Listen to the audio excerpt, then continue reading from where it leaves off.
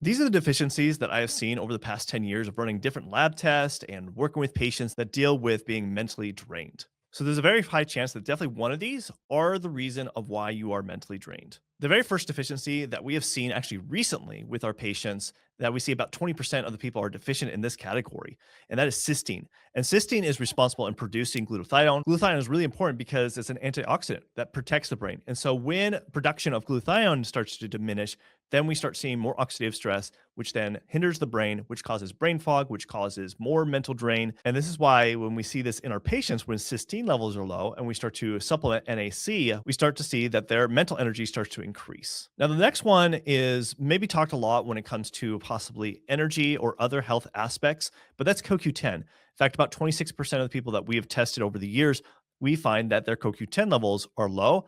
And CoQ10 is crucial in producing cellular energy, which is known as ATP. It's something that's produced in the mitochondria, then produces ATP to generate energy for all our cells. So it also can impact our mental energy and being mentally drained if we start seeing CoQ levels starting to dip. And so by just addressing CoQ10, we start to reverse the effects that our patients deal with being mentally drained. Now, if you don't want to have to write this all down, you could download my fatigue lab protocol guide that goes over all the different labs that I give my patients to check out when it comes to mental and also physical low energy. Again, you can download in the description below. Now we're getting to a set of deficiencies that are becoming more and more common that we see over the years. In fact, this one, about 30% of the people that we test tends to be deficient in it, and that is glycine. Glycine is an amino acid that helps a lot with communication through our neurological system. And so when that is drained and deficient, we start seeing our cognitive output starting to diminish. We start seeing memory issues. We even see concentration of memory starting to be an issue. So glycine, there's 30% of you guys watching this are probably deficient in glycine.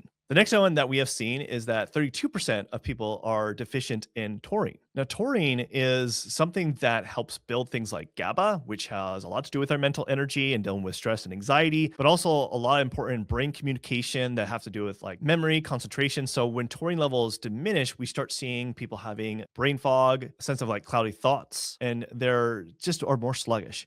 And so when we start to address the taurine and even supplement at a very high dose, we start to see these improvements starting to happen where we don't see the mental low energy that we see. Now, these next ones are probably maybe more common that you do see, and there's a reason why you hear about these as far as when it comes to mental energy. So I'm going to go over them real quick. But like vitamin D is something that we see pretty deficient. In fact, about 35% of the people that we test are usually significantly deficient.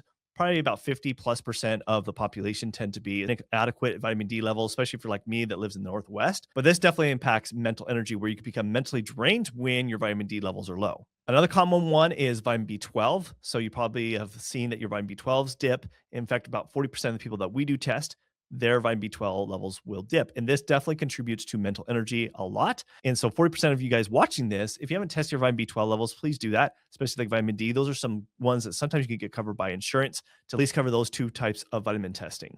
And another really big one that is really important when it comes to mental energy that I see that impacts pretty much every single type of neurotransmitter, things like dopamine, serotonin, GABA, norepinephrine, epinephrine, all of those are really important when it comes to our mental energy. And the thing that helps build those is vitamin B6. And so we have seen that about 60% of the people that we have tested are low in vitamin B6. And so when we address that, we do see significant improvements because 60% of you guys probably watching this video are probably deficient in it if you're mentally drained. Now, like I said before, if you don't want to have to write this all down and you want my full fatigue lab protocol guide that I give to people to help understand what labs to implement to understand your mental drain state, then go ahead and download that inscription below. Now, this is the most common, so you definitely want to listen to this because 90% of you guys watching this are most likely have this issue, especially if you're dealing with ADHD. And this is an excitatory neurotransmitter. So if you have not heard me say this, but excitatory neurotransmitter known as phenylethylamine, 90% of the people we've tested are low in this. And this is responsible for motivation, drive, energy, cognitive output. It is really that important.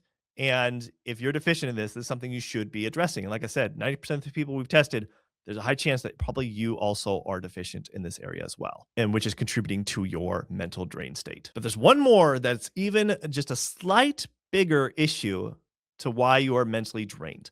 And this has to do with a hormone known as cortisol.